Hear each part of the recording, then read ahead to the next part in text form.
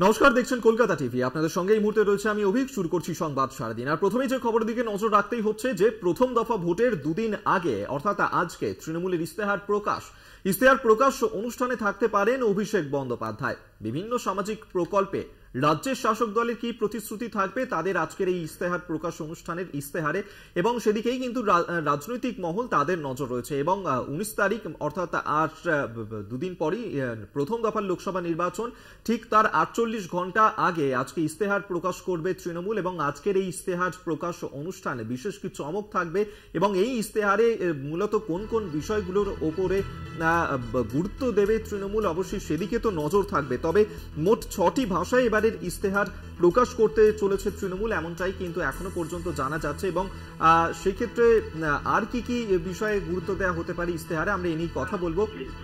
বিশেষ প্রতিনিধি দেবজ্যোতি ঘোষ এই মুহূর্তে আমাদের সঙ্গে টেলিফোনে রয়েছেন।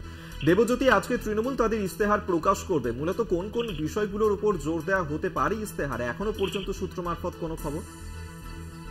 তৃণমূল কংগ্রেসের পক্ষ থেকে আজকে যে ইস্তেহার প্রকাশ করা হবে সেখানে কিন্তু 100 দিনের কাজের গ্যারেন্টির পাশাপাশি আবাস যোজনাকে বিশেষ গুরুত্ব দেওয়া হচ্ছে। এবং সেই আবাস যোজনা ডিসেম্বরের মধ্যে 20 লক্ষ মানুষের আবাস যোজনার ঘর বানিয়ে দেবে রাজ্য সরকার, তা কিন্তু ইস্তেহারে থাকবে। এবং মহিলাদের জন্য বিশেষ কিছু ঘোষণা আজকে মমতা বন্দ্যোপাধ্যায় দল তৃণমূল কংগ্রেস করতে পারেন। অন্যদিকে তৃণমূল কংগ্রেসের পক্ষ থেকে আজকের ইস্তেহারে বেশ কিছু বিষয়কে অত্যধিক গুরুত্ব দেওয়া হচ্ছে। যেমন আবাস যোজনার পাশাপাশি তারা যে লক্ষ্মীর ভান্ডার, সেই লক্ষ্মীর ভান্ডার প্রকল্প নিশ্চয়তা কিন্তু আজকে দেওয়া হবে।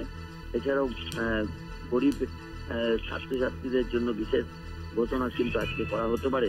এছাড়া বেকার যুবক যুবতীদের জন্য মমতা বন্দ্যোপাধ্যায়ের সরকার বেশ কিছু আজকে ঋণ প্রকল্পে বেশ কিছু ঘোষণা করতে পারেন বলে তৃণমূল কংগ্রেস সূত্রে খবর।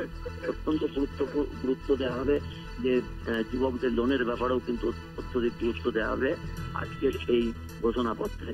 তৃণমূল কংগ্রেসের এবারে যে রাজনৈতিক ইস্তেহার, সেখানে কিন্তু তারা দলীয়ভাবে আলাদা ইস্তেহার প্রকাশ করছে, কারণ ইন্ডিয়া জোটের পক্ষ থেকে ইতিমধ্যে ইস্তেহার প্রকাশ করা হয়েছে। সেই জায়গাতে তৃণমূল কংগ্রেসের যে ইস্তেহার একেবারে জনমুখী বেশ কিছু প্রকল্পের ঘোষণাও কিন্তু আজকে করা হতে পারে। বেশ, অবশ্যই সেদিকে তো নজর থাকবে। আপাতত ধন্যবাদ তোমায়। বিশেষ প্রতিনিধি দেবজ্যোতি ঘোষ এই মুহূর্তে আমাদের সঙ্গে টেলিফোনে ছিলেন।